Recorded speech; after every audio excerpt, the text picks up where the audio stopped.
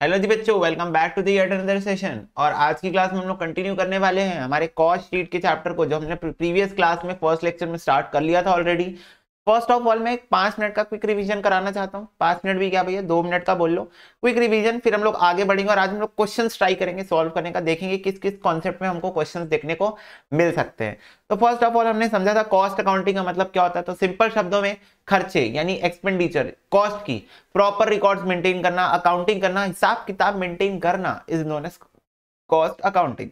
Background हमने समझा था कि guys why we need cost accounting, because trader doesn't need cost accounting. कि ट्रेडर क्या कर रहे हैं, परचेज सेल का काम कर रहे हैं फिनिश गुड्स को, उसके पास ज्यादा कॉस्ट के लिए है ही नहीं चीजें, तो वो कॉस्ट अकाउंटिंग क्या करेगा। बट मैन्युफैक्चरर या सर्विस प्रोवाइडर की हम लोग बात करें तो बहुत डाइवर्सिफाइड स्कोप होता है यहाँ पर कॉस्ट अकाउंटिंग करने का, कॉस्ट कंट्रोल करने का, खर्चों का हिसाब किताब मेंटेन करने का। ठीक है, because we are human being, we meant to forget, तो we need a proper records, we need a proper accounting.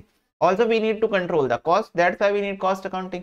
Second objective हमने समझा था कि फाइनेंशियल अकाउंटिंग भैया क्या करते हैं, 31 मार्च को हमको रिजल्ट बताते हैं और अचानक से उसी दिन बम फोड़ देते हैं बूम से, और हमको उस दिन पता चलता है कि हमारा प्रॉफिट है या लॉस हो गया है। बट कॉस्ट अकाउंटिंग, अगर कोई ऐसा खर्चा है या कोई ऐसा चीज है जो हमको लॉस की तरफ लेके जा रहा है साल के दौरान, तो बीच में ही बता देता है कि भाई ये चीज आपकी सही नहीं चल रही, ये चीज में आपके कुछ डिफेक्ट है, इसको आप समय रहते सही कर लो, नहीं तो दिक्कत है, संकट में पड़ सकते हो। तो कॉस्ट अकाउंटिंग इस चीज में हमारी बहुत ज्यादा हेल्प करता है। फिर हम देखे थे कॉस्ट के अंदर हम इंक्लूड क्या करें, तो कॉस्ट के अंदर हम वो सारे खर्चे इंक्लूड करेंगे जिसका बेनिफिट हमने इस पीरियड में कंज्यूम किया है, इस करंट पीरियड में हमने कंज्यूम किया बेनिफिट, हम उन सारी चीजों को यहाँ पर इंक्लूड करते हैं। तो उसमें सारे खर्चे आ गए हमारे। लॉसेस को हम नहीं लेते क्योंकि वो हमारे का जो कर्म है उसका नतीजा है, तो हमारे we are going to charge it from customer. और फिर एसेट, तो एसेट का हम सिर्फ वो वाला पोर्शन कंसिडर करते हैं जो पोर्शन हमने करंट पीरियड में कंज्यूम किया है, that is depreciation of assets. ठीक है, वो हम कंसिडर करते हैं यहाँ पर। फिर हम कॉस्ट का डेफिनेशन देखे थे। कॉस्ट शीट हमने समझा था क्या होता है, पर कॉस्ट शीट के पहले हमने ये देखा था कि खर्चे हम लोग 3 टाइप से बांट सकते हैं, डायरेक्ट और material, labour and overheads, expenses. और फिर ये सारी चीजें डायरेक्ट और इनडायरेक्ट में क्लासिफाइड है। सारे डायरेक्ट खर्चों को हम प्राइम कॉस्ट बोलते हैं और सारे इनडायरेक्ट खर्चों को हम ओवरहेड्स बोलते हैं। ठीक है, तो 3 टाइप के खर्चे हो गए हमारे, मटेरियल, लेबर और एक्सपेंसेस।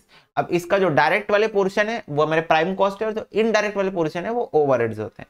ओवरहेड्स अगेन 3 टाइप के होते हैं, फैक्ट्री के अंदर होने वाले ओवरहेड्स, ऑफिस के अंदर होने वाले ओवरहेड्स और सेलिंग एंड डिस्ट्रीब्यूशन के टाइम पे होने वाले ओवरहेड्स।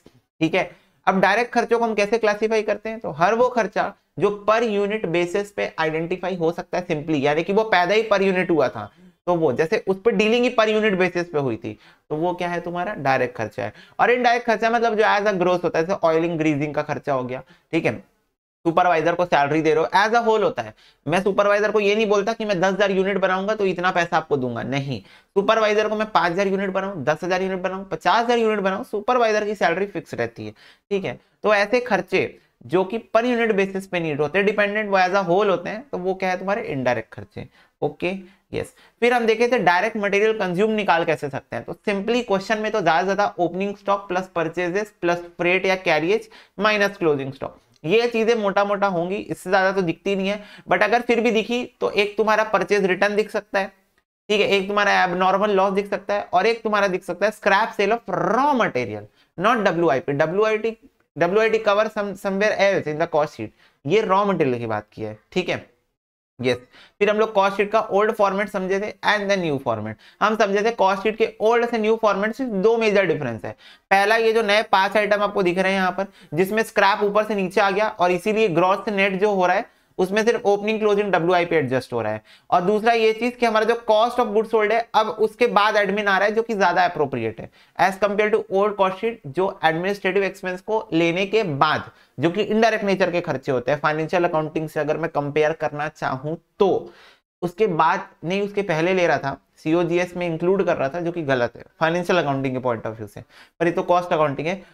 बट फिर भी वी आर ट्राइंग कि कॉस्ट अकाउंटिंग फाइनेंशियल अकाउंटिंग दोनों क्या हो जाए, आपस में स्ट्रीमलाइन हो जाए, ठीक, ताकि ज्यादा अप्रोप्रिएट तरीके से हम और अकाउंटिंग कर सके और ज्यादा हम लोग चीजों को वो कर सके, कोऑर्डिनेट कर सके। वो चीज अब धीरे धीरे स्टेप बढ़ रहे, तो समझ में आ रही बातें। बाकी आपको कौन सी कॉस्ट शीट बनानी है, तो बेटा वो आपको देखना है इंस्टीट्यूट कौन सा कॉस्ट शीट रेकमेंड कर रही है। आपको कोई क्वेश्चन ओल्ड कॉस्ट शीट से बनाना है उससे भी बन जाएगा, न्यू कॉस्ट शीट से भी बन जाएगा, दोनों से बन जाएगा, तो कोई दिक्कत नहीं है। तो मैं अगर क्वेश्चन न्यू फॉर्मेट से बना रहा हूँ कोई दिक्कत नहीं, आपका मन है मैं ओल्ड फॉर्मेट से बनाऊं, ओल्ड फॉर्मेट से बना सकते हो, न्यू फॉर्मेट से बनाना है न्यू फॉर्मेट से बना सकते हो, आपकी मर्जी, दिक्कत किसी में नहीं है। क्योंकि आइटम्स का क्लासिफिकेशन देखो, बस आइटम ऊपर नीचे हुए हैं दोनों कॉस्ट शीट में, और कोई फर्क नहीं आया, ऊपर नीचे हो गए बस, और कोई चीज नहीं, वो भी थोड़े बहुत, ठीक है। तो उसी के साथ देखो फर्स्ट क्वेश्चन हम नॉर्मल कॉस्ट शीट के ऊपर है। Question number 1 is on normal cost sheet format के ऊपर ये क्वेश्चन है। If you want you can also write in your copy की first question is based on normal cost sheet. देखो क्या बोल रहा है, फॉलोइंग इन्फॉर्मेशन ऑब्टेन हो गया from the records of ABC. देखो कॉस्ट ऑफ रॉ मटेरियल का ओपनिंग क्लोजिंग देके रखा है, डब्ल्यूआईपी ओपनिंग क्लोजिंग देके रखा है, फिनिश गुड्स का ओपनिंग क्लोजिंग देके रखा है, परचेज ऑफ रॉ मटेरियल दिया है, ये देखो डायरेक्ट लेबर देके रखा है, वेजेस पे, फैक्ट्री के खर्चे ओवरहेड्स है, एडमिन के खर्चे रिलेटेड टू प्रोडक्शन है, रिलेटेड टू प्रोडक्शन है, ठीक है, सेलिंग एंड डिस्ट्रीब्यूशन ओवरहेड देके रखा है और सेल्स देके रखा है। हमको बोल रहा है स्टेटमेंट बनाओ जिसमें आपको ये सारे आइटम्स दिखाने हैं, तो आई थिंक ये सारे आइटम्स कॉस्ट शीट में ही दिखते हैं, तो हमको क्वेश्चन बोल रहा है सिंपल शब्द में कॉस्ट शीट बना के बताओ, ठीक है भाई। तो पहले कॉस्ट शीट का बेसिक जो हमारा फॉर्मेट होता है वो हम बना लेते हैं।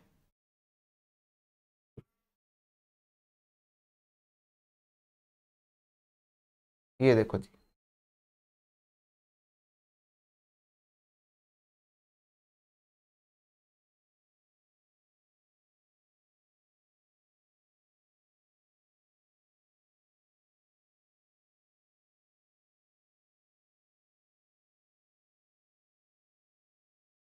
ओके,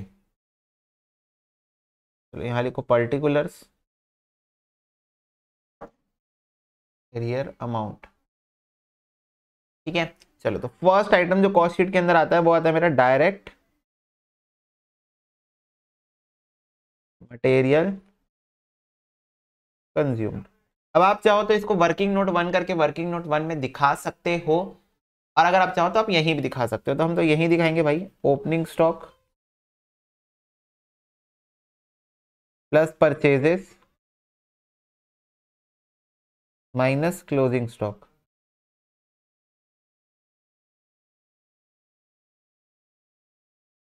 तो ये देखो 60,000, 50,000, 4,80,000,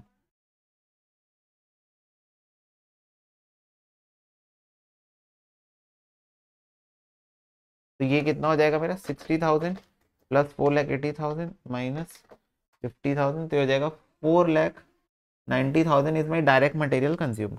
सेकेंड डायरेक्ट लेबर, तो वेजेस के नाम से दे के रखा है ये देखो 2,40,000 है, तो ये हो जाएगा total 7,30,000। This is my prime cost. Next factory का ओवरहेड्स,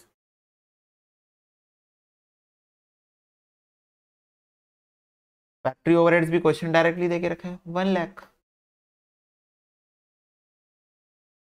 तो अब ये करने से आ जाएगा मेरा gross factory cost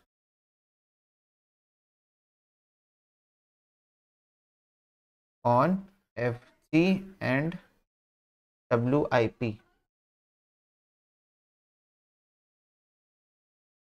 gross factory cost on FG and WIP. अब इसमें हम लोगों को एडजस्ट करना है, क्या एडजस्ट करना है, डब्ल्यूआईपी का स्टॉक एडजस्ट करना है, ओपनिंग और क्लोजिंग। आपको मैं याद दिलाना चाहूंगा फिर से, ओल्ड कॉस्ट शीट से बना रहे हैं तो यहाँ पर स्क्रैप आ जाएगा, पर अगर न्यू कॉस्ट शीट से बना रहे हैं तो अब यहाँ पर डब्ल्यूआईपी एडजस्ट करेंगे, स्क्रैप अब नीचे आने वाला है, स्क्रैप सेल ऑफ डब्ल्यूआईपी नीचे आने वाला है। तो ये हो जाएगा ओपनिंग स्टॉक ऑफ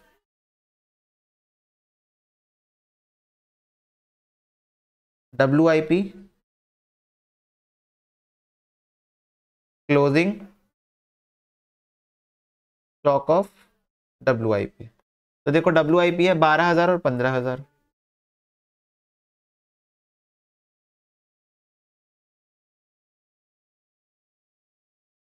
तो ये जाएगा नेट फैक्ट्री कॉस्ट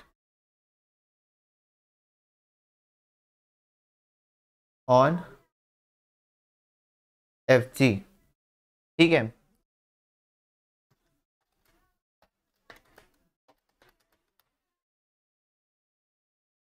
$8,27,000, ये हो जाएगा बेसिकली पॉइंट नंबर 5 + 6 - 7, ठीक है। ग्रॉस फैक्ट्री में अपने को ओपनिंग स्टॉक प्लस करना है, क्लोजिंग स्टॉक माइनस करना है। अब उसके बाद हमारा आता है quality control, research and development, administrative expenses related to production, कोई स्क्रैप सेल वगैरह तो माइनस, और प्राइमरी पैकेजिंग। तो इन पांचों में से कौन सा आइटम हमारे पास क्वेश्चन में दिया हुआ है? एक आइटम दिया हुआ है administrative overheads related to production, तो हम इसी को बस लेंगे यहाँ पर।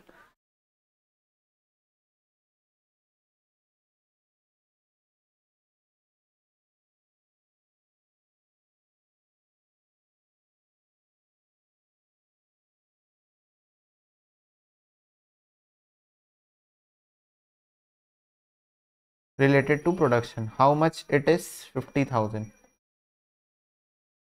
तो 50,000 का ये मेरा अमाउंट है। इसके बाद बच्चों आ जाता है सीधा कॉस्ट ऑफ प्रोडक्शन। ये होता है 8 + 9 करने से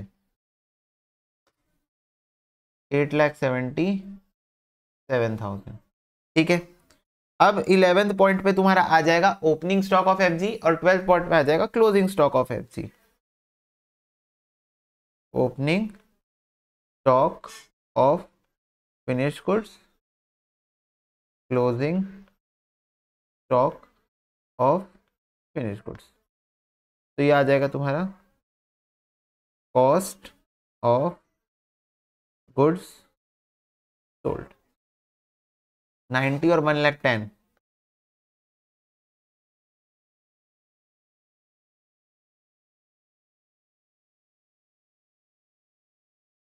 10 + 11 - 12, ये हो जाएगा 8,57,000। ठीक है, ये हो गया कॉस्ट ऑफ गुड्स सोल्ड तुम्हारा आ गया, सीओजीएस आ गया। अब इसमें तुमको एडमिन एक्सपेंसेस प्लस करने, ओवरहेड्स प्लस करना है रिलेटेड टू ऑफिस, और सेलिंग एंड डिस्ट्रीब्यूशन प्लस करना है, तो कॉस्ट ऑफ सेल्स आ जाएगा। 14 नंबर पॉइंट पे हम लोग करने वाले हैं selling and distribution overheads, admin related to office नहीं है।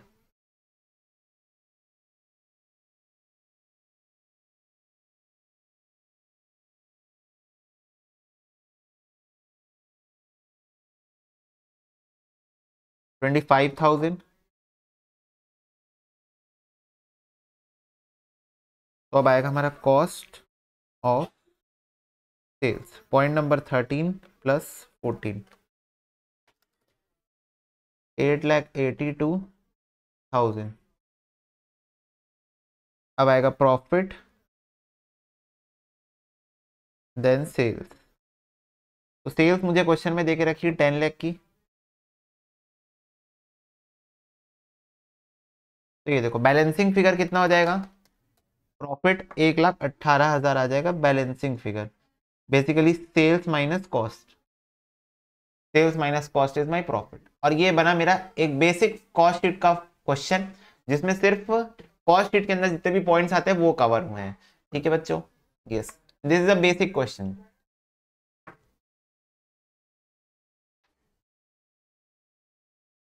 तो ये हमने न्यू फॉर्मेट के ऊपर बनाया है कॉस्ट शीट। ओल्ड फॉर्मेट में अगर हमको बनाना था बना सकते थे, कोई दिक्कत नहीं था। उस सिचुएशन में हम लोगों को बस ये चीज ध्यान में रखनी थी कि हमारा जो स्क्रैप सेल्स है वो नीचे नहीं वो ऊपर ही आता है, तब वो ग्रॉस से नेट हो जाता है। तो हम डायरेक्टली यहाँ पर नेट फैक्ट्री कॉस्ट ही लिख देते हैं। Okay,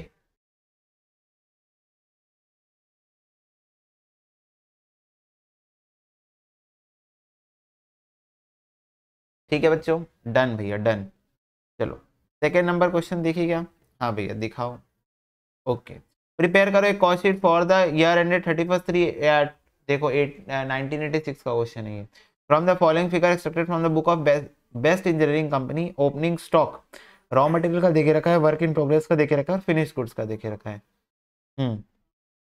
cost incur during the period, material purchase देके रखा है 2.5 लाख, वेजेस देके रखा है 2 लाख का, carriage inverts, consumable stores, wages of shopkeeper, depreciation on plant and machinery, material destroyed by fire, repairs and renewals, office manager salary, salary to office staff, printing and stationery, power, lighting for office building, carriage inverts, freight, entertainment, warehouse charges, legal charges, expenses for participation in industrial exhibition, closing stock देके रखा है, raw material का, WIP और finish goods का। Profit बोल रहे हैं 25% on cost charge करते हैं हम लोग।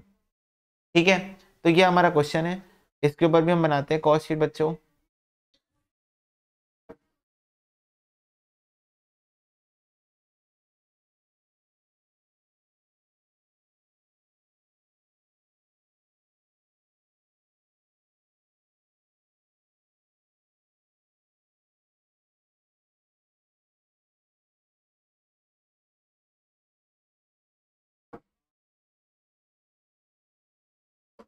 particulars and amount.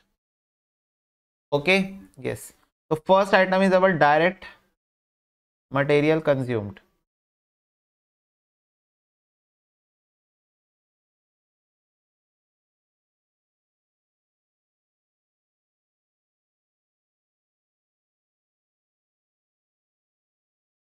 तो ये हो जाएगा opening stock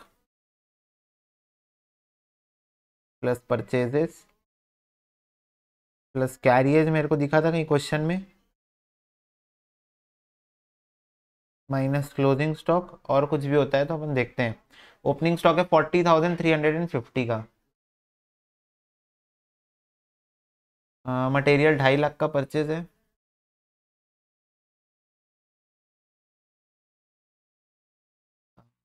carriage inward 2,000।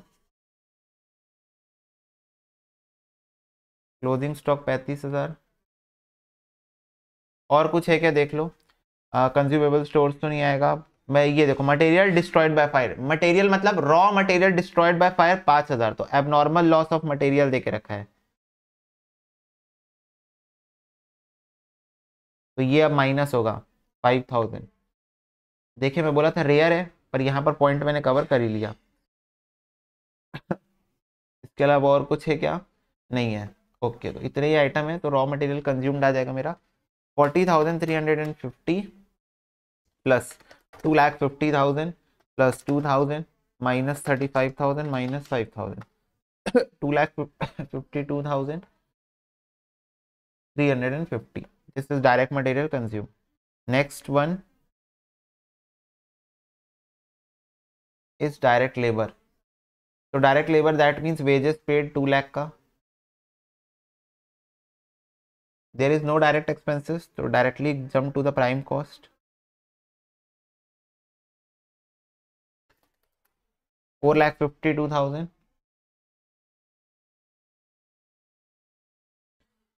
350. This is my prime cost. अब प्राइम कॉस्ट आ गया, इसके बाद हम लोगों को अब सारी फैक्ट्री की कॉस्ट इकट्ठी करनी है, फैक्ट्री के ओवरहेड्स इकट्ठे करने हैं। Factory overheads.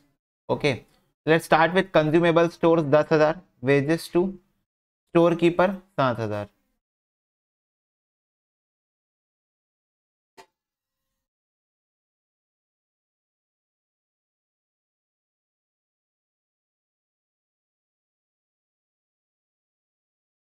स्टोर कीपर मतलब जो फैक्ट्री में स्टोर्स है ना, वो store keeper 7,000। Depreciation on plant and machinery 10,000।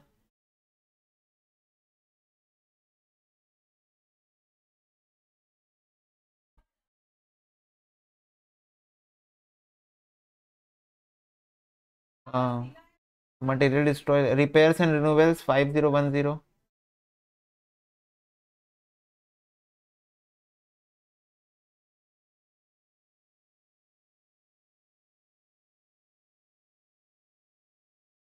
5,010। Office का तो नहीं आएगा, सैलरी प्रिंटिंग नहीं आएगा। पावर 10,500।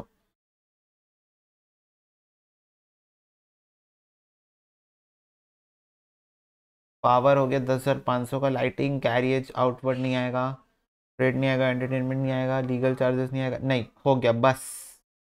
बस बेटा बस। तो ये हो जाएगा 10,000 प्लस 7,000 प्लस 10,000 प्लस 5,010 प्लस 10,500, तो दिस इज 42,510। ठीक है, तो ये हो गया फैक्ट्री का ओवरहेड्स। नेक्स्ट अब हमारा आ जाएगा gross factory cost on FG and WIP.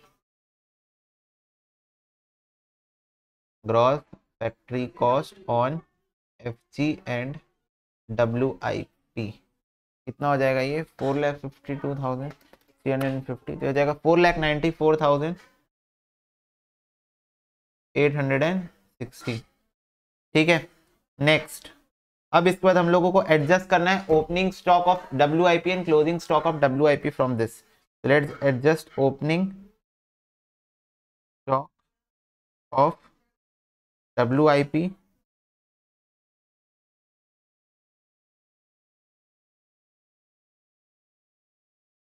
Closing stock of WIP।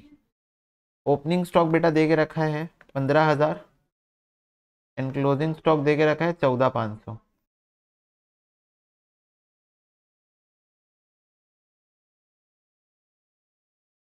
तो अभी आ जाएगा net factory cost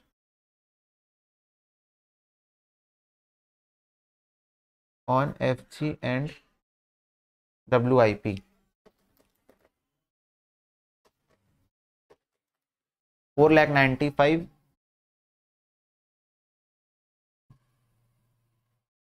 4,95,360। So this is net factory cost on FG and WIP। अब मेरे को 5 आइटम ढूंढने हैं, अगर कोई 5 आइटम है वो हमारे पास, तो उनमें से मेरे को फाइंड आउट करने हैं। Is there any 5 item which I need to adjust in the question. तो देखो, ऑफिस मैनेजर की सैलरी देके रखी है, नहीं। सैलरी टू ऑफिस स्टाफ नहीं लेते, प्रिंटिंग स्टेशनरी नहीं, लाइटिंग फॉर ऑफिस बिल्डिंग नहीं, कैरियज आउटवर्ड नहीं है। तो कोई भी ऐसा चार्जेस नहीं तो इन पांचों में आता है, इन पांचों के अंदर कवर होने वाले कोई भी ऐसे चार्जेस नहीं है। तो ये net factory cost on FG and WIP के बाद आता है मेरा कॉस्ट ऑफ प्रोडक्शन। बट बीच के 5 आइटम है ही नहीं, बीच के 5 आइटम है ही नहीं। तो बेटा उसी सिचुएशन में आपको ये मैं सिखाना चाहता हूं कि अगर आपका बीच का कोई आइटम्स मिसिंग है तो आप डायरेक्टली जंप कर जाओगे नेक्स्ट अल्टीमेट टोटल में। और नेक्स्ट अल्टीमेट टोटल मेरा क्या था? Cost of production. This is my next ultimate total. Why? Because बीच में कोई आइटम है ही नहीं, तो बीच में कोई आइटम नहीं तो 0 0 एडजस्ट होके कॉस्ट ऑफ प्रोडक्शन आ जाएगा। तो इसलिए डायरेक्टली आप कॉस्ट ऑफ प्रोडक्शन लिख दोगे यहां पर। अब आपको एडजस्ट करना है opening and closing stock of opening stock of FG, closing stock of FG। अब बाई चांस कोई ऐसा बच्चा है जो ओल्ड फॉर्मेट को फॉलो कर रहा है, old format of cost sheet को फॉलो करना चाह रहा है, ठीक है, क्योंकि कई बार ऐसा होता है कुछ ऐसे बच्चे देख रहे होते हैं जिनको ओल्ड फॉर्मेट से बनाना होता है, ओल्ड फॉर्मेट फॉलो अप करना होता है। तो बेटा ओल्ड फॉर्मेट वाले हो तो आपको ओल्ड फॉर्मेट से चलना है, बीच में आपको ऑफिस एंड एडमिनिस्ट्रेटिव ओवरहेड्स को डाल देना है, ठीक है। हाँ भैया, उसके बाद ये वाली एडजस्टमेंट करना। ओके भैया, इतना तो हमको समझ में आता है, ठीक है। 35,590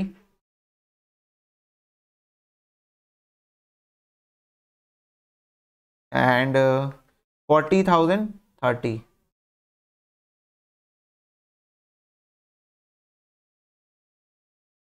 तो 11th number point, cost of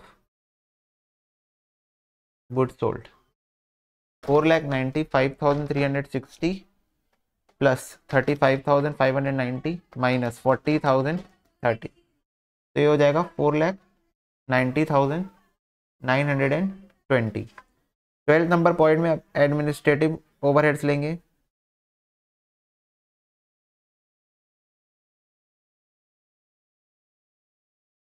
administrative overhead में अब क्या क्या आने वाला है देखो, salary, office manager salary, salary to office staff,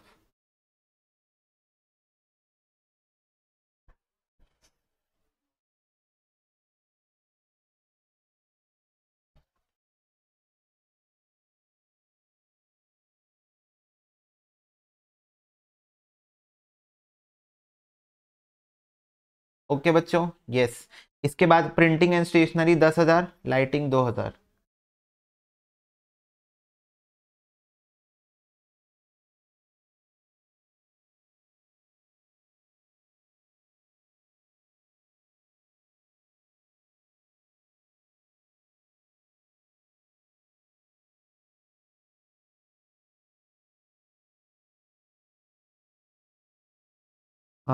carriage outward नहीं आएगा, फ्रेट अभी नहीं आएगा, एंटरटेनमेंट नहीं आएगा, वेयर हाउसिंग नहीं आएगा, लीगल चार्जेस 2,000।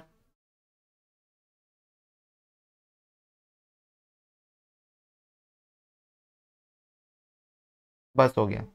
तो एडमिनिस्ट्रेटिव का टोटल खर्चा आएगा मेरा 10,000 प्लस 20,500 प्लस 10,000 प्लस 2,000 प्लस 2,000। तो आ जाएगा 44,500 ये हो गया मेरा टोटल खर्चा एडमिनिस्ट्रेटिव ओवरहेड्स का, सेलिंग एंड डिस्ट्रीब्यूशन ओवरहेड्स। अब देखो यही कोई बच्चा अगर ओल्ड फॉर्मेट से बना रहा था तो एडमिन को आपको ऊपर लेना है ऐसी सेम टू सेम, ठीक है। अब लास्ट अगर आप देखोगे तो कैरियज आउटपुट और फ्रेट दोनों भाई कौन सा खर्चा है, ये ट्रांसपोर्टेशन का खर्चा at the time of sales, ठीक है। तो ये देखो कैरियज आउटपुट और फ्रेट मिला के 8000 हो गया, एंटरटेनमेंट 2500 हो गया, वेयर हाउस। अच्छा ये वाला फ्रेट मैंने एज्यूम किया ना at the time of sales है, क्यों? क्योंकि यहाँ पर स्पेसिफिकली मेंशन था कैरियज इनवर्ट, तो कैरियज इनवर्ट स्पेसिफिकली मेंशन था, तो इसलिए मैंने एज्यूम कर दिया कि ये फ्रेट आउटवर्ड ही है, ठीक है। एंटरटेनमेंट चार्जेस, एंटरटेनमेंट मतलब हम जो एंटरटेनमेंट कराते हैं अपने कस्टमर्स को, टीवी वगैरह लगा दिए वहां पर, कुछ चला दिए, मैच वैच चला दिए, कस्टमर्स का एंटरटेनमेंट हो रहा है, ठीक है। वैसे ही वेयर हाउसिंग चार्जेस स्टोरेज के लिए, और एग्जीबिशन में पार्टिसिपेशन का 6000, एग्जीबिशन सेल्स एग्जीबिशन लगती ना वो सबका, ठीक है। तो let's start with carriage outward and freight.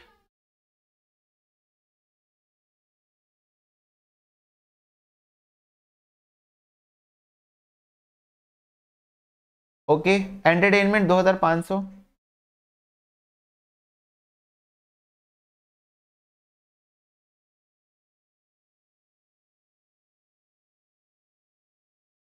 Entertainment 2500, warehouse 1500, exhibition 6000।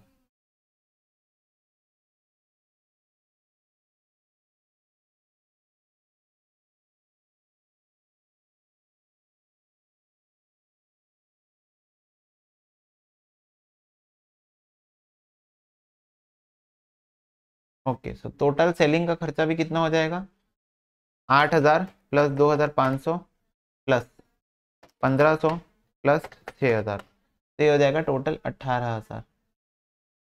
Okay yes, तो ये बेटा सारी बातें हो गई है हमारे साइड से। अब हम लोगों का सब चीज एडजस्ट करने के बाद आ जाता है cost of sales from point number 14।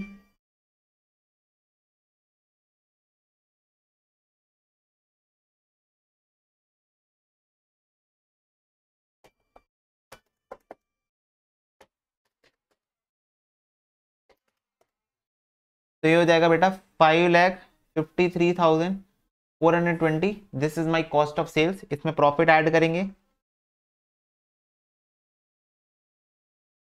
Then sales आ जाएगा। प्रॉफिट कितना है बेटा, 1/4 ऑफ कॉस्ट है। 25% मतलब क्या होता है, 25/100, 1/4 ऑफ कॉस्ट।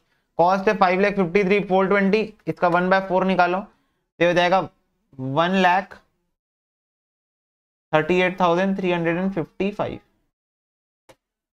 इसमें ऐड कर दो कॉस्ट को तो मेरा सेल्स आ जाएगा। टोटल सेल्स आ रहा है बेटा 6,91,775, दैट्स इट।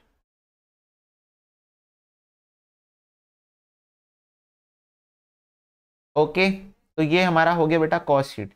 ये कैसा कॉस्ट शीट था जिसमें हम लोगों को आइटम्स के नाम दिए रहते हैं, हमको खुद आइडेंटिफाई करना है कि आइटम कौन से ओवरहेड्स को बिलोंग करता है, कौन सी जगह को बिलोंग करता है कॉस्ट शीट की। तो ये उस वैरायटी का क्वेश्चन था। तो अब इसको एक बार फटाफट से आप लोग नोट कर लो अपनी कॉपी में जोरदार तरीके से, ठीक है बच्चों। अब कुछ बच्चों के डाउट आ रहे हैं यहाँ पर, भैया यहाँ पर क्वेश्चन में स्पेसिफिकली मेंशन नहीं है कि फ्रेट इनवर्ड है कि आउटवर्ड है। तो भैया डिबेटेबल टॉपिक बनाओ मत आप बताओ हम क्या एज्यूम करें। फाइनेंशियल अकाउंटिंग में जब सिर्फ फ्रेट दिया रहता है या सिर्फ कैरियर्स दिया रहता है तो हम उसको इनवर्ड एज्यूम करते हैं और हम उसको ट्रेडिंग अकाउंट में लेके जाते हैं। तो यहाँ पर आपने इसको आउटवर्ड क्यों एज्यूम किया?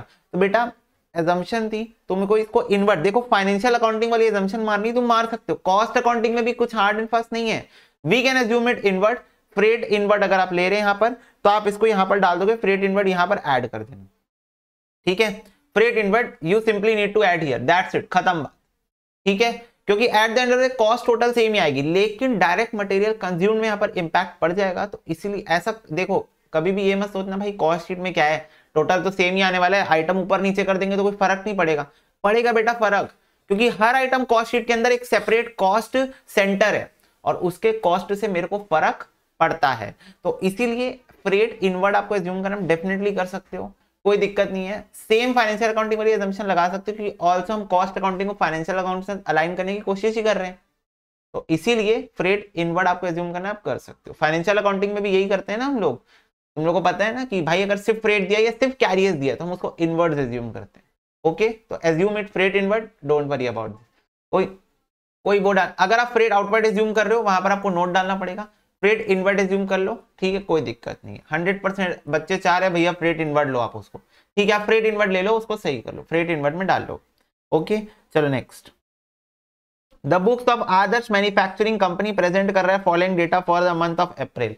ये बेटा किस क्वेश्चन, ये क्वेश्चन बेस्ड है raw material consumed is missing. मतलब आप इसको ऐसे लिखो, ये एक ऐसा कॉन्सेप्ट हो सकता है कि आपको कॉस्ट शीट के अंदर कोई एक डेटा मिसिंग दे दिया है और जनरली ये रॉ मटेरियल कंज्यूम से के आसपास ही कोई डेटा होगा। जैसे इस क्वेश्चन में रॉ मटेरियल परचेज्ड मिसिंग है, परचेज्ड मिसिंग है, तो वो हमको ढूंढ के निकालना है with the help of other data, ठीक है, जो हमको क्वेश्चन में गिवन है। जैसे देखो डायरेक्ट लेबर कॉस्ट दिए 17,500 रुपए और ये क्या है 175% है वर्क्स ओवरहेड का।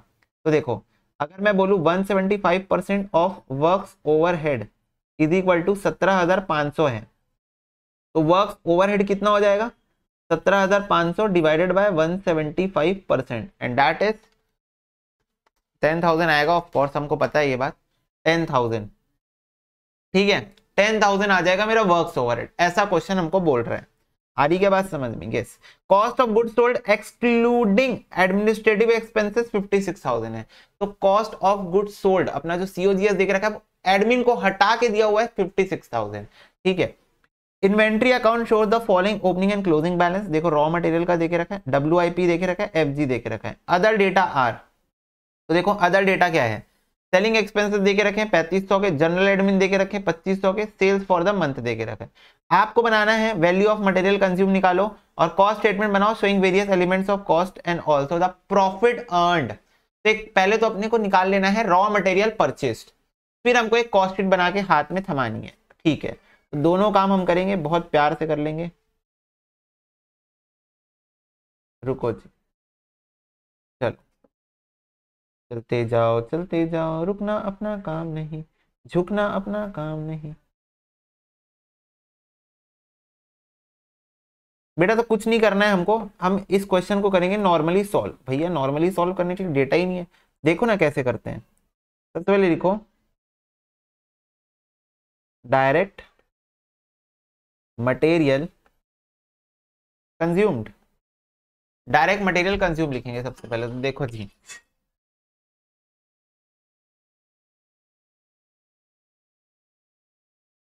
ओके, लिखो ओपनिंग स्टॉक प्लस परचेजेस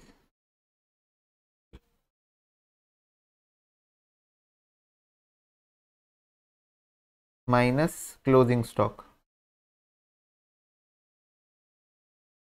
तो बच्चों ओपनिंग क्लोजिंग देके रखा है मेरे को 8 और 10,600।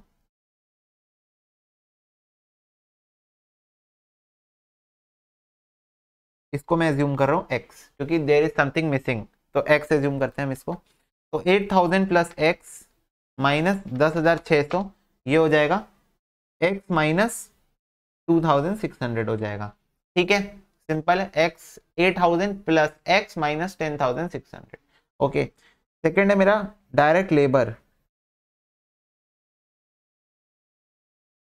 डायरेक्ट लेबर मेरे को क्वेश्चन में दिया हुआ है ना, कहाँ दिया? Okay, direct labour is missing in this question. तो डायरेक्ट लेबर मिसिंग है, नहीं नहीं भैया डायरेक्ट लेबर 17,500 है। हाँ जी, डायरेक्ट लेबर कॉस्ट 17,500 है, ठीक है। हाँ भैया समझ गए क्या बोलना चाहते हो आप। तो ये आ जाएगा मेरा प्राइम कॉस्ट। प्राइम कॉस्ट हो जाएगा, अगर आप इसमें प्लस करोगे 17,500 तो ये हो जाएगा 14,900। तो x प्लस 14,900। अगर आप ये दोनों को सॉल्व करते हो तो बेटा 17,500 में माइनस हो जाएगा ना 2,600, क्योंकि वो माइनस में है। तो ये मेरी प्राइम कॉस्ट आ गई। अब हम यहाँ लेते हैं फैक्ट्री कॉस्ट, और फैक्ट्री कॉस्ट वर्क्स ओवरहेड्स के नाम से देके रखी, तो क्वेश्चन में जो नाम देके रखा है वही नाम आपको यूज करना होगा। तो लिखते हैं यहाँ पर वर्क्स ओवरहेड्स। वर्क्स ओवरहेड्स हमने निकाल लिया कैलकुलेट करके, 10,000 आएगा। यहां से देख लो क्वेश्चन देके रखा था 175% ऑफ वर्क्स ओवरहेड, तो 175% of works overhead is equal to 17,500 है, तो वर्क्स ओवरहेड आ जाएगा 17,500 डिवाइडेड बाय 175%। मैं यहां लिख देता हूं,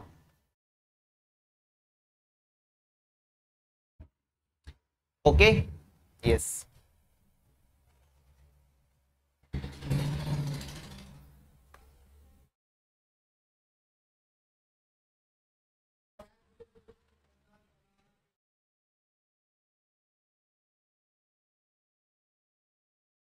work cost plus 10,000 X plus 24,900। 6 point में opening stock of F G, sorry W I P, closing stock of W I P.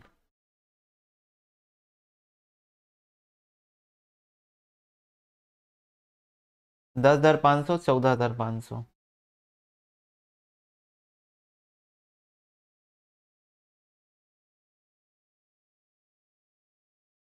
Plus 10,500 minus 14,500, तो ये हो जाएगा 20,900 एक्स प्लस 20,900।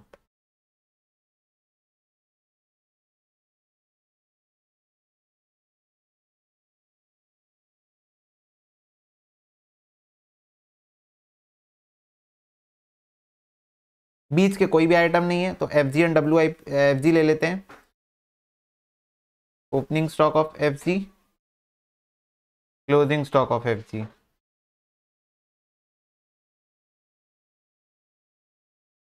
तो ये हो जाएगा मेरा 17,600 और 19,000।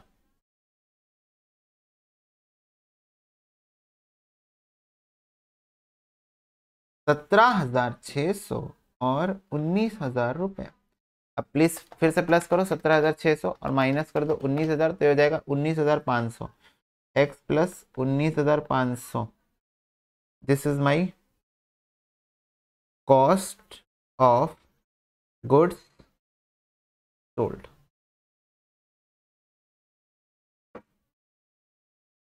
अब बच्चों मेरे को एक बात बताओ, क्या मुझे क्वेश्चन में देके रखा है, क्या मुझे क्वेश्चन में देके रखा है cost of goods sold excluding admin expense? तो एडमिन तो वैसे भी इसके बाद प्लस करते हैं, इसके पहले एडमिन प्लस होता है रिलेटेड टू प्रोडक्शन। क्वेश्चन ने administrative expenses related to production के ऊपर कोई बात ही नहीं की है। तो जब मेरे को क्वेश्चन सिंपली बोल रहा है एडमिनिस्ट्रेटिव एक्सपेंसेस, तो मैं क्या एज्यूम करूं, ये ऑफिस वाले नॉर्मल खर्चों की बात कर रहा है, ये इन वाले खर्चों की बात कर रहा है, इन वाले खर्चों की, और उसने ऑलरेडी इसको एक्सक्लूड करके रखा है। एक्सक्लूडिंग नहीं मिलाए हैं, मिलाया ही नहीं अभी तक। तो बेसिकली मेरे को सीओजीएस बता के रखा है क्या 56,000, यस। और ये देखो मैंने यहां निकाल लिया है सीओजीएस एक्स प्लस 19,500, जो कि मेरे को क्वेश्चन बोल रहा है 56,000 के बराबर है। तो क्या मैं एक्स की वैल्यू यहां से निकाल सकता हूं 56,000 माइनस 19,500 करके? तो ये हो जाएगा 56,000 minus 19,500, 36,500 is the value of my x. और ये है मेरा एक्स का वैल्यू, दैट इज परचेजेस का वैल्यू। किसका वैल्यू है? परचेज का वैल्यू। तो raw material purchase during this period is 36,500 rupees. Simple calculation है, ऐसे ही निकल जाएगा। ठीक है, तो हमने नॉर्मल कॉस्ट शीट को सॉल्व किया, जो आइटम मिसिंग था हम उसको एक्स लेके चले। अब यहाँ पर कुछ भी मिसिंग हो सकता है, कोई भी आइटम मिसिंग हो, मेरे को फर्क नहीं पड़ता, मैं एक्स लेके चलूंगा। क्वेश्चन मेरे को कुछ ना कुछ बता ही देगा आगे के मुद्दे में, और मैं उसका यूज करके आंसर निकाल लूंगा। अब मेरे को क्वेश्चन प्यार से बोला बेटा एक कॉस्ट शीट भी बना के दिखा देना हमको लगे हाथ, वो भी बना के दिखा देते हैं, एक सेकेंड।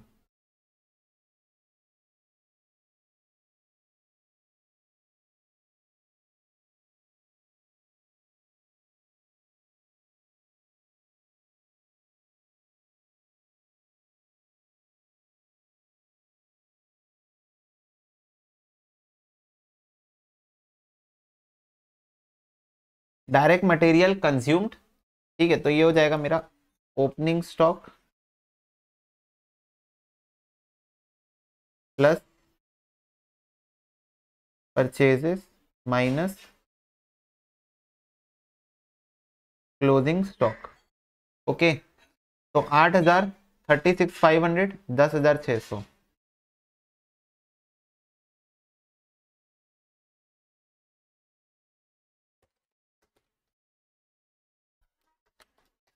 33,900 रॉ। ये हो गया मेरा direct material consume.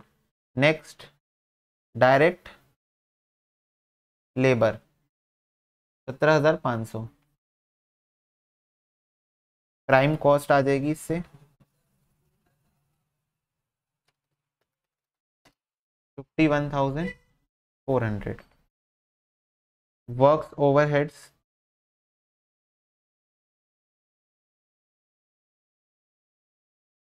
10,000।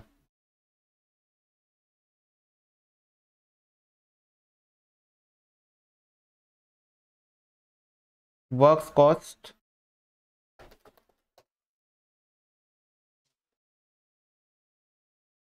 61,400। Works overheads हो जाएगा। फिर हो जाएगा opening stock of WIP and closing stock of WIP 10,500 14,500। तो इसमें प्लस करो 10,500 माइनस करो 14,500 तो हो जाएगा 57,400। तो हो जाएगा कॉस्ट ऑफ प्रोडक्शन।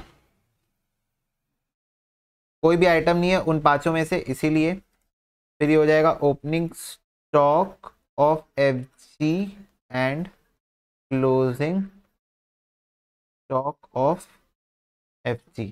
तो opening and closing stock of FG 17,600 और 19,000 प्लस करो 17,600 माइनस करेंगे 19,000 तो ये हो जाएगा 56,000 कॉस्ट ऑफ गुड्स सोल्ड। चलो अब इसमें हम लोग ऐड करेंगे अपना एडमिन का overheads and selling and distribution का ओवरहेड्स। तो administrative overheads, selling and distribution overheads. तो ये हो जाएगा मेरा 2,500 3,500।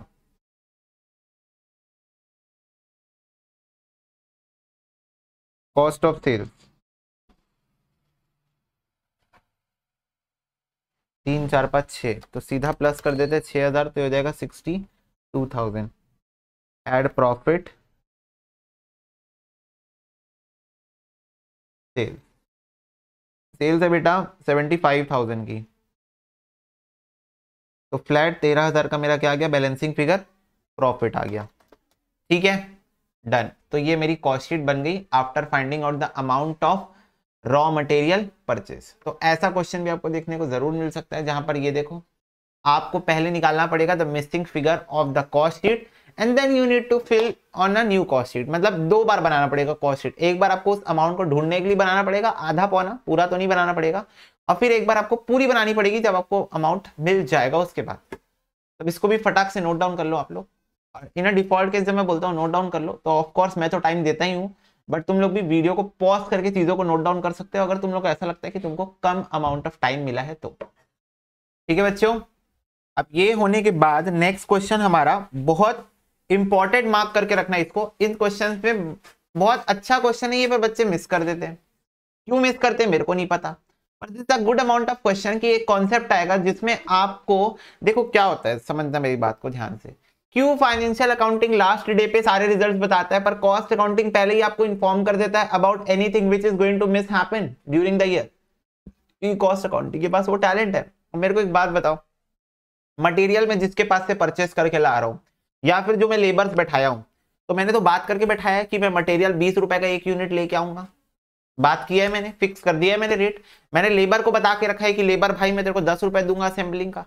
तो मेरे को मटेरियल लेबर का पर यूनिट कॉस्ट तो पता है, उसके बेसिस पे मैं कॉस्ट अकाउंटिंग कर सकता हूँ। मटेरियल लेबर मैं आसानी से निकाल सकता हूँ। But when it comes to overheads, overheads की जब बातें आती है, जब इलेक्ट्रिसिटी की बातें आती है, जब अलग अलग इंप्लॉइज को देने की बात आती है, जब इनडायरेक्ट खर्चों की बात आती है, तो क्या मैं सर्टेनिटी के साथ बता सकता हूं कि मेरा इतना ही खर्चा होगा? Is it possible guys? नहीं। ये जो खर्चा सर्टेन ग्राउंड्स पे कि भाई इतना ही होगा, इतना ही हो गया, वो तो मेरे को साल के आखिरी दिन ही पता चलेगा कि इनडायरेक्ट खर्चे मेरे कितने हो गए। पेट्रोल का कॉस्ट मेरे हाथ में है क्या? हर महीने पेट्रोल लगता है, मैं पूरे साल का एक बार में मंगा लूंगा क्या? नहीं जय भाई, धीरे धीरे मंगाएंगे, हमारे पास भी लिक्विडिटी होनी चाहिए, हमारे पास पैसे नहीं होंगे हम कैसे मंगा लेंगे एक बार में, हम लोग धीरे धीरे मंगाते हैं, है ना। तो अब इस महीने कुछ और है, अगले महीने कोई और रेट हो गया, ऑयलिंग का खर्चा इस महीने कोई और है, अगले महीने कुछ और हो गया, है ना। ऐसा होता है कि भाई मेरे को ज्यादा मोर देन रिक्वायर्ड मैनेजर्स लग गए, सुपरवाइजर्स लग गए, मेरे को और बुलाने पड़ गए। तो जब इनडायरेक्ट खर्चे होते हैं, ओवरहेड्स के जो खर्चे होते हैं ना, वो अनसर्टेन होते हैं। साल के आखिरी दिन 31 मार्च को ही मैं बता पाऊंगा सर्टेनिटी के साथ कि मेरे ओवरहेड्स का खर्चा कितना बन रहा है बॉस। आ रही क्या बात समझ में? यस। तो अब इस सिचुएशन में मेरे को पहले से पास्ट एक्सपीरियंस के अकॉर्डिंग एज्यूम करना पड़ता है, या मेरे को एक पास्ट एक्सपीरियंस के अकॉर्डिंग एक परसेंटेज ऑफ आइडिया निकालना पड़ता है कि इतना खर्चा हो सकता है। That is not certain but that probably going to be near to certain, certainty के एकदम पास होगा based on the past experience. ठीक है, तो वो मेरे को रेट्स निकालने पड़ते हैं। तो उसी पे बेस्ड है, देखो ये क्वेश्चन जो कि बोल रहा है in a factory the expenses of factory are charge. और तुम पास्ट ईयर पेपर निकाल के देखने, क्वेश्चन बहुत बार आ भी चुका है। ठीक है, on a fix percentage based on wages and office overheads expenses are calculated on the basis of percentage of works cost. ठीक है, अब एक चीज ध्यान में रखना, बाई चांस कभी ऐसा हुआ कि क्वेश्चन आपको बताया ही नहीं, क्या नहीं बताया कि किस पे निकालना है परसेंटेज, परसेंटेज किस पे निकालना है। तो भाई सिर्फ एक चीज, जो तुम्हारा फैक्ट्री का ओवरहेड्स होता है वो हमेशा वेजेस पे निकलता है, याद रखना। ठीक है, अनटिल अनलेस क्वेश्चन आपको ना बोले किसी और पे निकालने के लिए, तो वेजेस पे निकलता है। उसके अलावा जितने भी आइटम आप निकालोगे वो उसके जस्ट ऊपर इमीडिएट टोटल जो होता है, टोटल्स हमारे क्या होते हैं, टोटल्स हमारे जो भी वर्क कॉस्ट हो गया टोटल, हमारा कॉस्ट ऑफ प्रोडक्शन टोटल, हमारा cost of goods sold total है हमारा, ये सब टोटल्स तो जो भी आप आइटम निकाल रहे हो उसका जो इमीडिएट टोटल होगा उसके ऊपर वाला, उसके बेसिस पे निकलता है। बाकी मोर और less most of the time question आपको ये चीज बता देगा, तो उसकी कोई दिक्कत नहीं है। तो देखो जी, यहाँ पर first order second order, material देके रखा है 12,518, वेजेस देके रखा है 10,000 और 14,000, सेलिंग प्राइस देके रखा है और percentage of profit on cost देके रखा है।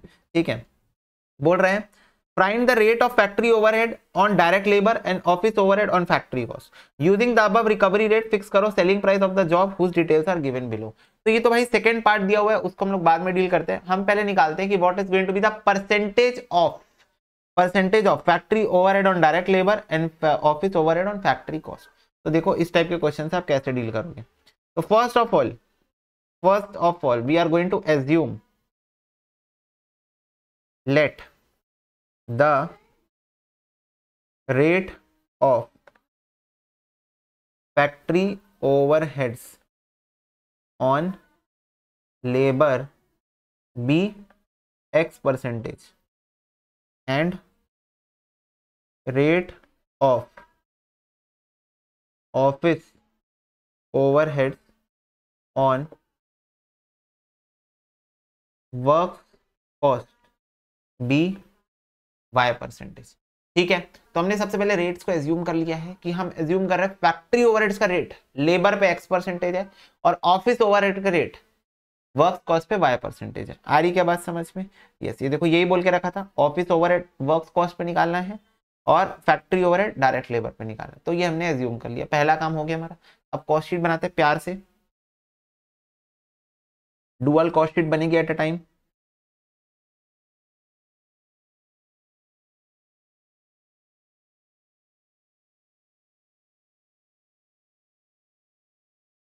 चलो सबसे पहले आएगा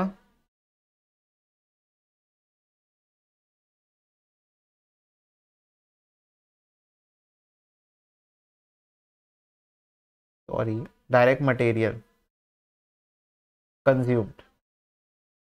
कंज्यूम्ड वर्ड बहुत इंपॉर्टेंट हो जाता है ना यहाँ पर भैया, बहुत ज्यादा। 12,500 और 18,000, 12,500 और 18,000 रुपए, ये हो गया मेरा direct material consumed. Second point में लिखो direct labour, direct labour that is 10,000 और 14,000, 10,000 एंड 14,000 रुपए।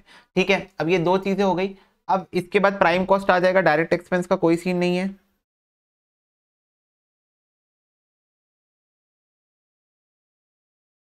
$22,500 and 32,000 that is my prime cost.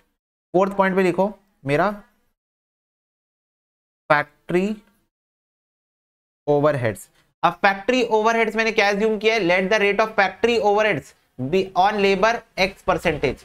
तो एक्स परसेंटेज ऑफ लेबर आपका आएगा फैक्ट्री का ओवरहेड्स, तो निकालो एक्स परसेंटेज ऑन लेबर,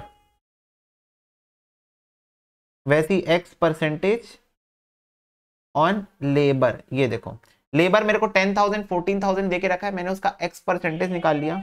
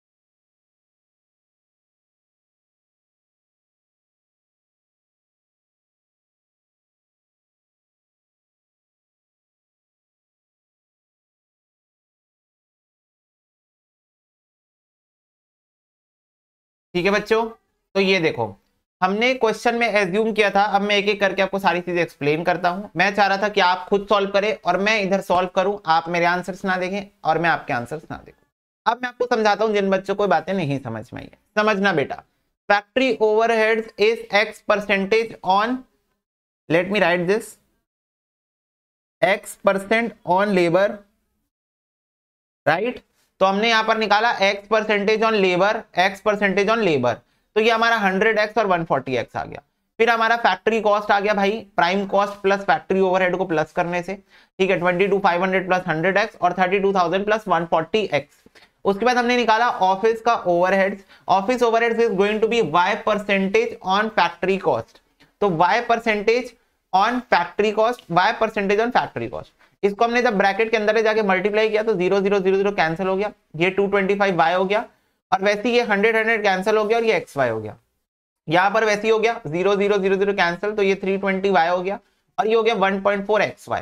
फिर हमने निकाला कॉस्ट ऑफ गुड सोल्ड, तो कॉस्ट ऑफ गुड सोल्ड कैसे आता है, फैक्ट्री कॉस्ट में आप प्लस कर दो ऑफिस ओवरहेड्स, बीच के सारे आइटम मिसिंग है of course in this question, और old format of cost sheet यहाँ पर एप्लीकेबल मैंने किया है, ठीक है, क्योंकि न्यू फॉर्मेट में हौच पौच होगा, बस ऊपर नीचे हो जाएगा, उससे बेटर हमने ओल्ड फॉर्मेट ही लगा लिया यहाँ पर, ठीक है।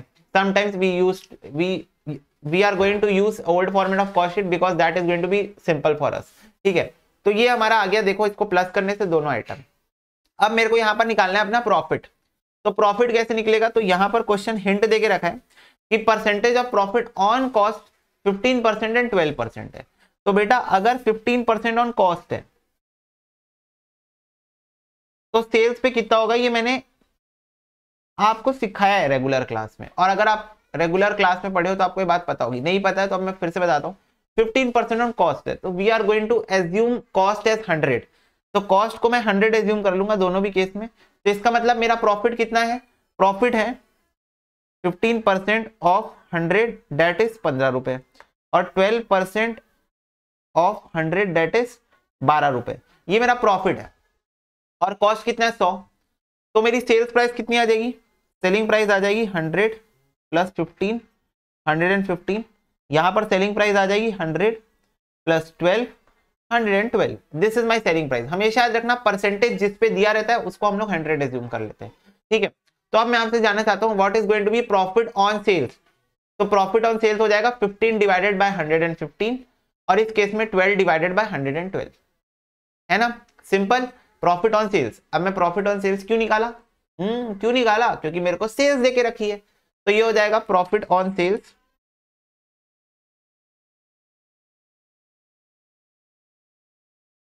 15 upon 115 and profit on sales for this 12 upon 112, ठीक है। तो चलो अब इसको हम निकाल लेते हैं, तो ये 44,850 इंटू 15 अपॉन 115, और ये हो जाएगा 61,880 into 12 upon 112, 44,850 into 15 divided by 115, तो ये हो जाएगा 5850,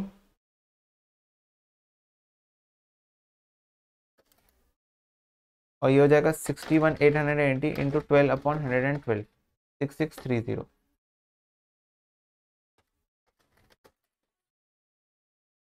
ठीक है बच्चों, डन, यस। तो ये हो गई मेरी बातें प्रॉफिट की भी। अब देखो, अब मैं इक्वेशन फॉर्म करूंगा, क्या करूंगा भैया, अब मैं इक्वेशन फॉर्म करूंगा। ये चीज तुम लोगों को समझ में आ गई होगी, ये तुम लोग लिख सकते हो पहले वीडियो को पॉज करके। अब देखो, अब मैं इक्वेशन फॉर्म करूंगा। सेल्स का फॉर्मूला क्या है भाई, कॉस्ट प्लस प्रॉफिट। तो कॉस्ट है मेरा, देखो फर्स्ट पॉइंट पे देखो, कॉस्ट है मेरा 22,500 plus 100x plus 225y plus xy plus 5850 is equal to 44,850, यही है। ये देखो, जिसमें यहां से यहां तक का पोर्शन दर्शाता है मेरे कॉस्ट को, और ये वाला पोर्शन दर्शाता है मेरे प्रॉफिट को, और ये दर्शाता है मेरे सेल्स को।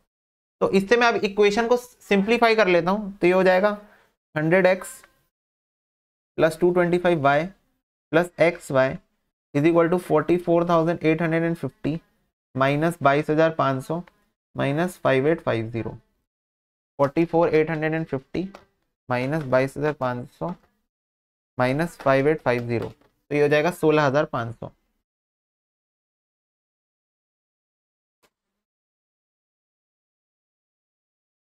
ये हो गया बेटा मेरा इक्वेशन नंबर 1। ऐसे ही मैं सॉल्व करके इक्वेशन नंबर 2 डायरेक्टली निकाल रहा हूं, ठीक है, तुम लोग उसको सॉल्व कर लेना। 140x plus 320y plus 1.4xy is equal to 61,880 minus 6630 minus 32,000, 23,250। This is equation number 2। अब मेरे को equation number 1 and equation number 2 को साइमल्टेनियस सॉल्व करना है, तो मेरे को एलिमिनेट करना पड़ेगा। क्या एलिमिनेट करना पड़ेगा, एटलीस्ट यहाँ पर देखो एक्स वाई और एक्स वाई करके दो वेरिएबल्स है, तो हमको एक वेरिएबल को एलिमिनेट करना पड़ेगा। जब भी याद रखना इस टाइप का क्वेश्चन एग्जाम में आएगा तो प्रो मैक्स इजी होगा इसका साइमल्टेनियस इक्वेशन सॉल्व करना। पूछो कैसे, ये देखो यहाँ तुमको 1.4xy दिख रहा है, इसको 1.4 को ये वाले इक्वेशन से मल्टीप्लाई कर दो, ऑटोमेटिक देखना दो चीजें गायब हो जाएगी। देखना कैसे, लिखो यहाँ पर मल्टीप्लाइंग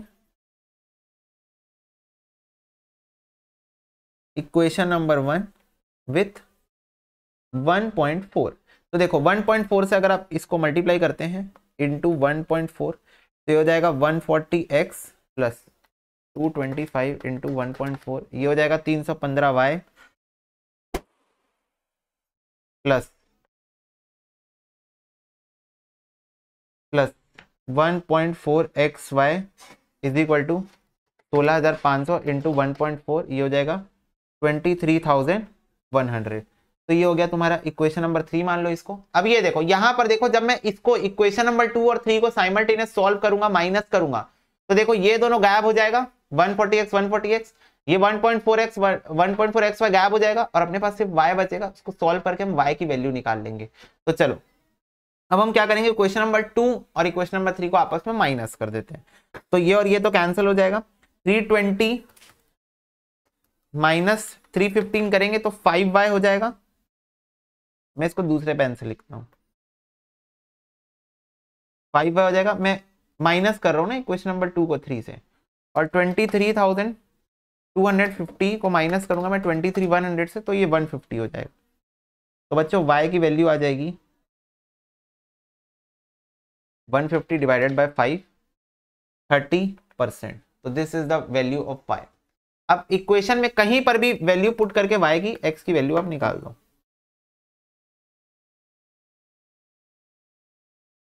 कहाँ पुट करोगे, इक्वेशन नंबर 1 में कर देते हैं, 100x plus 225y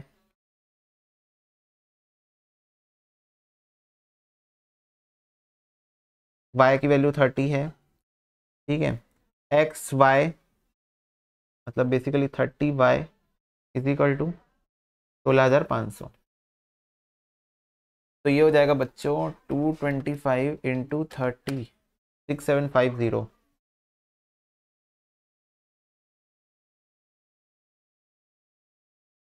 hundred x plus 30x 130x हो जाएगा plus 6750 is equal to 16,500।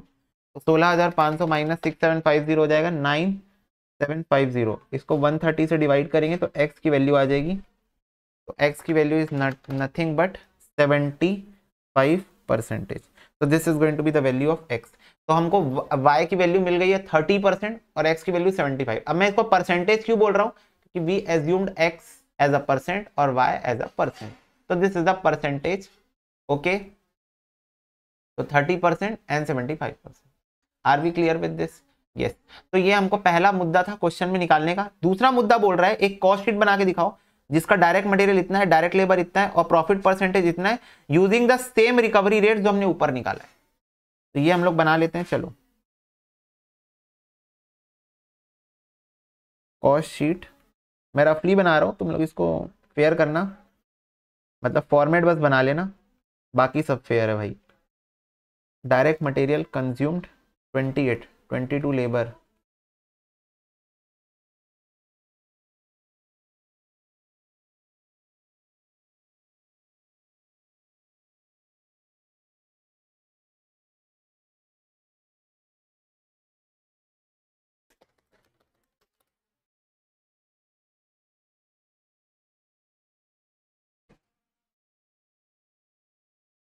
Factory overheads is x percentage यानी कि 75% of direct labour 16,500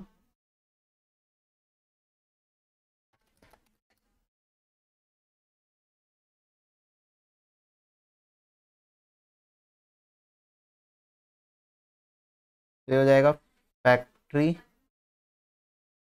cost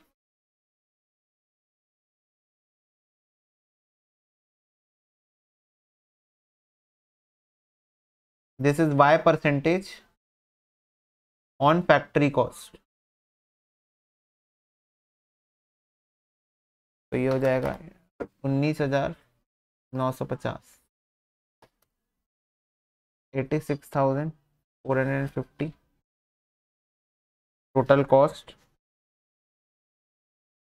add करेंगे profit, then we will get sales. तो दिस इज 33 1/3। प्रॉफिट परसेंटेज कितना है, 33 1/3%। That is simply 1/3%। Okay, 1/3 मानते हैं हम लोग इसको। ये हम लोगों को डायरेक्टली देके रखा है प्रॉफिट परसेंटेज ऑन, अब हम लोग इसको ऑन कॉस्ट मानते हैं, तो 1/3 निकाल लो, 86,450 है, तो आ जाएगा 28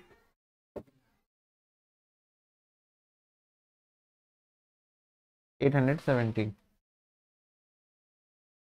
86,450, तो ये हो जाएगा 1,50,267। तो this is my cost sheet for that job. Okay, तो मटेरियल देके रखा था, लेबर देके रखा था, हमने निकाला देखो यहाँ पर लिया था rate of factory overheads on labour x percentage, x 75% आया, तो फैक्ट्री ओवरहेड्स ऑन लेबर ले लिया हमने, फिर admin overheads on factory cost ले लिया हमने, और हमने कॉस्ट शीट प्रिपेयर कर ली है बच्चों। Yes, we did this. Okay, दंडनाडन, यस भैया, यस दंडनाडन भैया, दंडनाडन दंडनाडन दंडनाडन। तो सबसे इंपॉर्टेंट पोर्शन था बेटा ये, ठीक है, और उसमें भी ये समझने वाला पोर्शन सबसे, इसकी तो मैं ऐसे ट्रिक बता के रखा हूँ डायरेक्टली कि ऑन कॉस्ट दिया हुआ है तो ऑन सेल्स पे कितना, और वो ट्रिक यही है, इसी को जब हम लोग शॉर्टकट से करते हैं, इसी को जब हम शॉर्टकट से करते हैं तो that is amounts to trick, ठीक है। तो ये भी चीज एक इंपॉर्टेंट पार्ट था क्वेश्चन का, ये चीज तो बहुत बेसिक सा पार्ट था परसेंटेज निकालने के बाद। ये साइमल्टेनियस इक्वेशन जो है वो क्वेश्चन ऑटोमेटिक देखना सॉल्व करके देगा। ये जो अभी ये हुआ है ना, ये जादू हुआ ना भाई, 1.4 से मल्टीप्लाई किए, दो चीज अपने आप एलिमिनेट हो गई, ये हर क्वेश्चन में होगा इस टाइप के, ठीक है। तो उसमें तुमको टेंशन नहीं, बस तुमको आइडेंटिफाई करना है कि भाई कौन से इक्वेशन को किससे मल्टीप्लाई करने से आ जा रहा है ये चीज, ठीक है। इसको एक बार आप फटाक से नोट करो, वीडियो को पॉज करके। जी बच्चों, जी जी जी बच्चों, जी जी जी। चलो 5th नंबर क्वेश्चन देखो। Next question is based on calculation of closing stock. Yes, अगर आपको क्वेश्चन में क्लोजिंग स्टॉक नहीं दिया हुआ है, वैल्यू नहीं दी हुई है क्लोजिंग स्टॉक की, but there is some closing stock but no value is given in the question, then we need to find it. और बहुत सिंपल है निकालना, कॉस्ट शीट के दौरान ही निकल जाता है, अलग से कुछ नहीं करना पड़ता। तो वो चीज मैं आपको बताने वाला हूँ, लेकिन इस क्वेश्चन में बहुत बड़ा पॉइंट ऑफ व्यू क्लैश आएगा, कुछ मतलब उसमें मेजर नहीं है, पर मैं तुमको दोनों पर्सपेक्टिव बताऊंगा। The following data relates to the manufacture of a standard product during the month of April. Raw material, direct wages, machine hour दिया हुआ है, मशीन आर रेट दिया हुआ है, तो बेसिकली कुछ नहीं करना है, दोनों को मल्टीप्लाई कर देना है। अब क्योंकि मशीन का खर्चा है, मशीन वाला खर्चा है, machine hour rate is a concept in the chapter overheads, तो हम लोग वहां पर वैसे डील भी करेंगे, बट ये फैक्ट्री का खर्चा होता है, ठीक है। मशीन के ऊपर होने वाला खर्चा फैक्ट्री का होता है। एडमिन के खर्चे, selling overheads per unit basis पे दिया है, तो ऑफकोर्स जितना यूनिट बेचने वाले हो उससे मल्टीप्लाई करके लिख देना। यूनिट्स हमने 4000 बनाई है, लेकिन बेची 3600 है, तो ये 400 कहाँ गया? क्या इसमें आग लग गई या कोई चोरी करके ले गया? नहीं बेटा, ये गोडाउन में पड़ा है, क्लोजिंग स्टॉक है। क्लोजिंग स्टॉक हमको पता चल गया कि है, बट वैल्यू मिसिंग है, वो निकालना पड़ेगा। सेलिंग प्राइस पर यूनिट देके रखा है, बोल रहा है प्रिपेयर करो एक cost sheet, cost per unit निकालो और प्रॉफिट फॉर द मंथ। इसमें सबसे बड़ा पॉइंट ऑफ व्यू क्लैश ये आने वाला है बच्चों कि ये जो 35,000 है, अगर आप ओल्ड फॉर्मेट फॉलो कर रहे हो तो ये चीज सीओजीएस के अंदर रहेगी, कॉस्ट ऑफ गुड्स सोल्ड के अंदर रहेगी, और अगर आप न्यू फॉर्मेट फॉलो कर रहे हो तो ये चीज सीओजीएस के अंदर नहीं रहेगी। तो ये चीज ध्यान में रखना है आपको कि अगर आप ओल्ड फॉर्मेट बना रहे हो तो सीओजीएस में एडमिन ओवरहेड दिखेगा आपको, बट अगर आप न्यू फॉर्मेट बना रहे हो तो सीओजीएस के अंदर आपको ये नहीं दिखने वाला है, ठीक है। क्यों? क्योंकि ये देखो, कॉस्ट शीट में आ जाओ, ये देखो तुम्हारा कॉस्ट ऑफ गुड्स सोल्ड है, इसके बाद का मुद्दा बनता ही है, बट हमको मेन लेना देना है अपना कॉस्ट ऑफ प्रोडक्शन से फिलहाल पे। क्यों ऐसा बताऊंगा बाद में, अभी पता चल जाएगा। और वैसे यहां पर देखो कॉस्ट ऑफ प्रोडक्शन से मेरे को लेना देना है, बट इसमें ऑफिस एक्सपेंसेस इंक्लूडेड है इन case of old cost sheet, but not included in case of new cost sheet.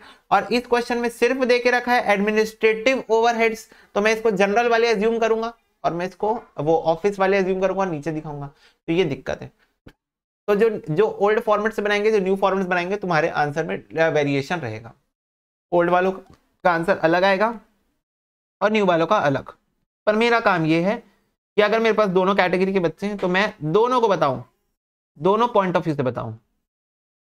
Actual में क्या है, तुम कोर्स भाई कर रहे हो जो, उसके अलावा तुम एक और चीज कर रहे हो बीकॉम, और बीकॉम में अभी भी चल रहा है ओल्ड फॉर्मेट, अभी भी स्टिल चल रहा है, मतलब आधे कॉलेज में ओल्ड आधे में न्यू चल रहा है। तो मेजर मुद्दा यही है कि तुमको बीकॉम में भी काम आ जाएगा अगर मैं दोनों चीज सिखा दूं। तुम लोग को क्या करना है, बस एक दो चीज ऊपर नीचे करके देखना है, इतनी सी चीज में तुम सीख जाओगे। तो कल को तुम्हारे ऊपर कोई ये नहीं तुमको बोलेगा ओल्ड फॉर्मेट आता है, आता है, न्यू फॉर्मेट आता है, आता है, वही बात है यहाँ पर। ठीक है, तो चलो ओल्ड फॉर्मेट न्यू फॉर्मेट हम दोनों से बनाते हैं। ये देखो सबसे पहले हम बना रहे हैं कॉस्ट शीट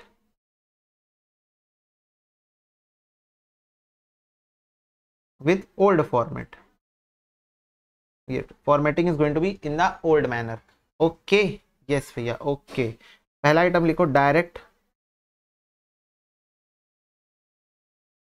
मटेरियल 1,80,90।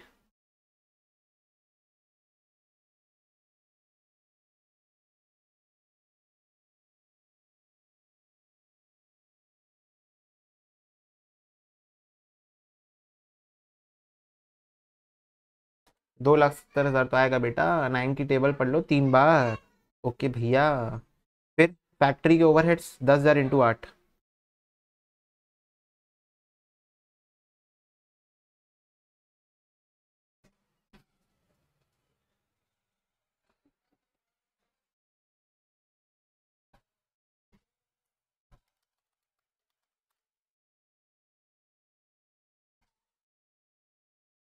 ये हो गया फैक्ट्री कॉस्ट।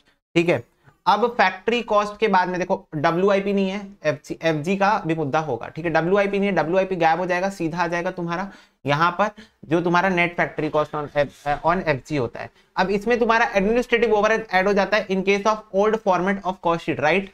यस। तो अब यहाँ पर हम लोग ऐड कर देते हैं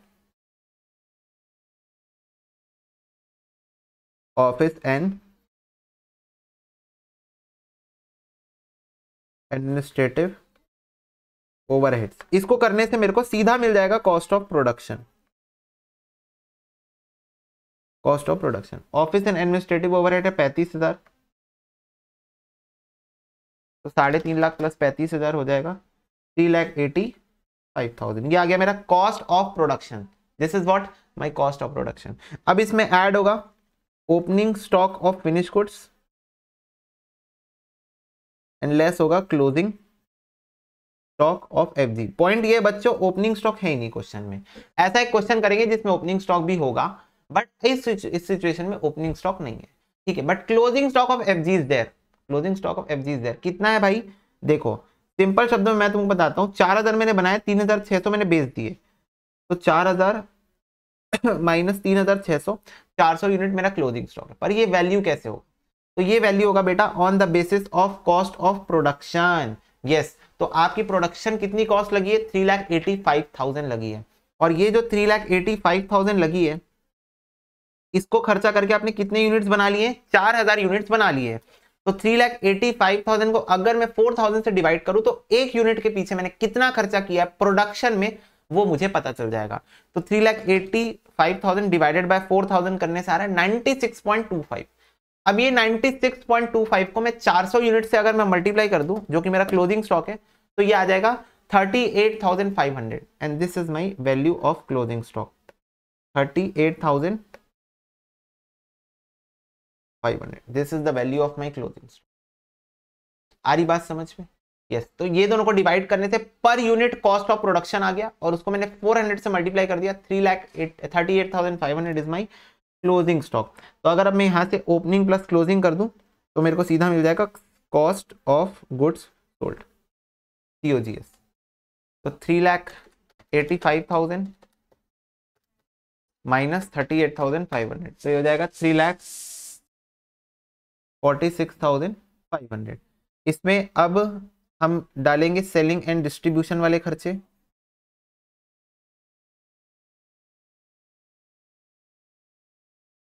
selling and distribution overheads that is 5 rupees per unit. और कितने यूनिट्स बेचे हैं?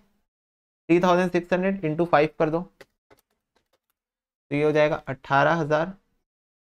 फाइनली हमको मिल जाएगा cost of sales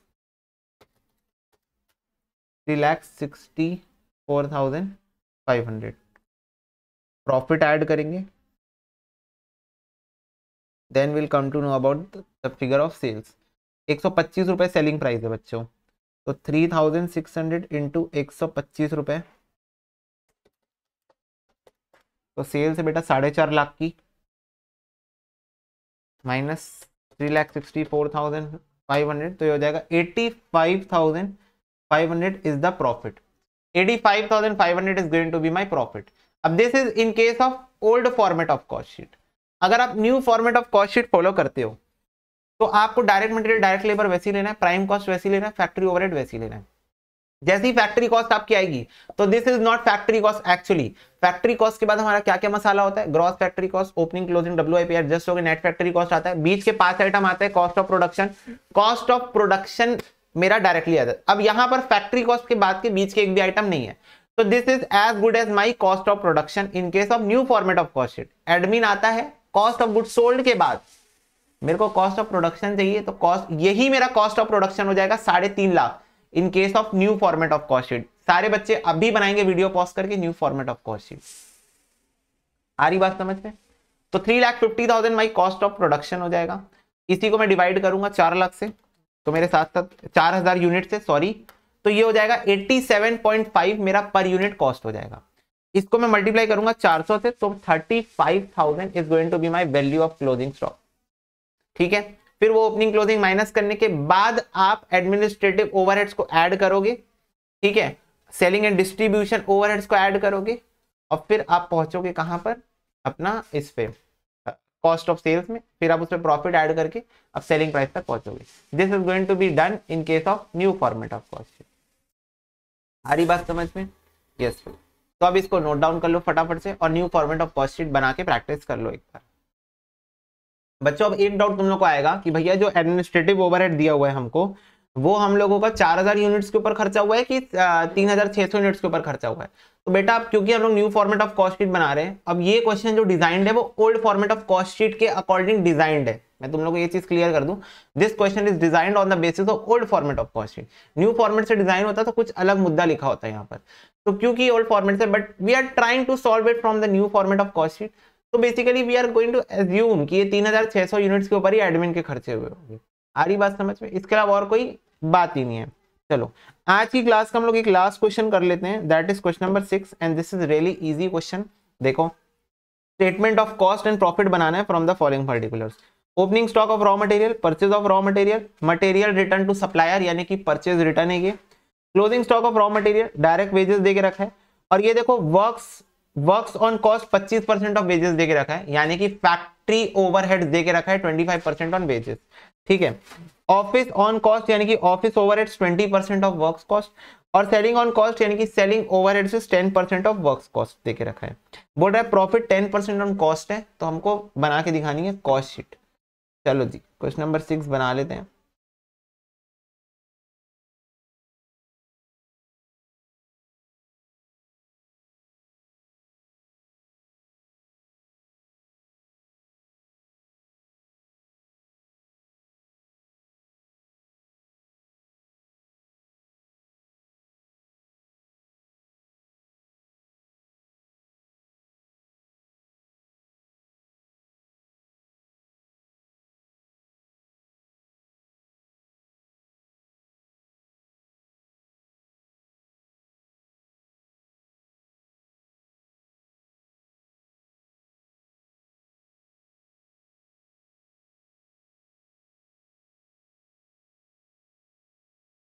okay, opening stock 10,000, purchase 40,000, 2,000 purchase return, 8,000 closing.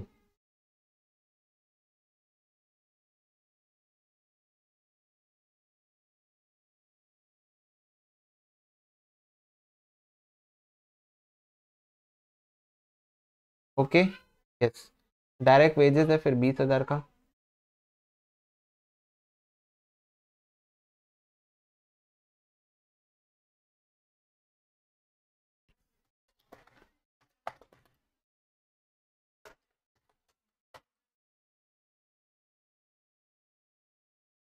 तो ये आ जाएगा प्राइम कॉस्ट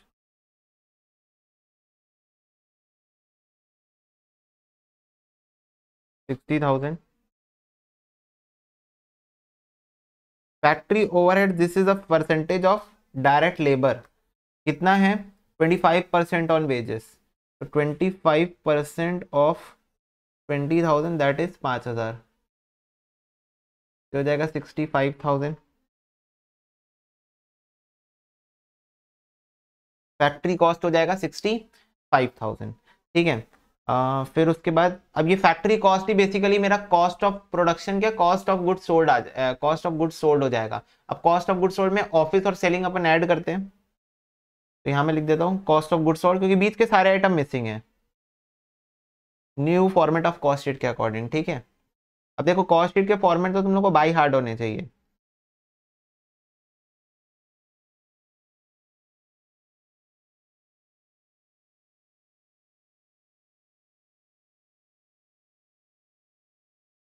ओके।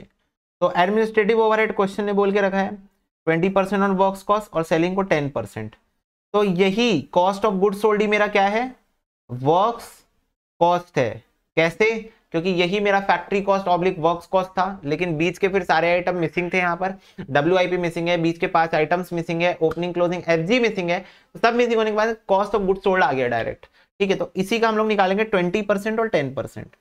20% ऑफ 65,000 और 10% ऑफ 65,000। ओके बच्चों, यस, तो हो जाएगा 13,000 और 6,500। चलो भाई, cost of sales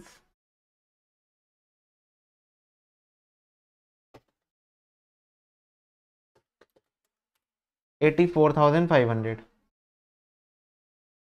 84,500। Okay. Profit 10% on cost है,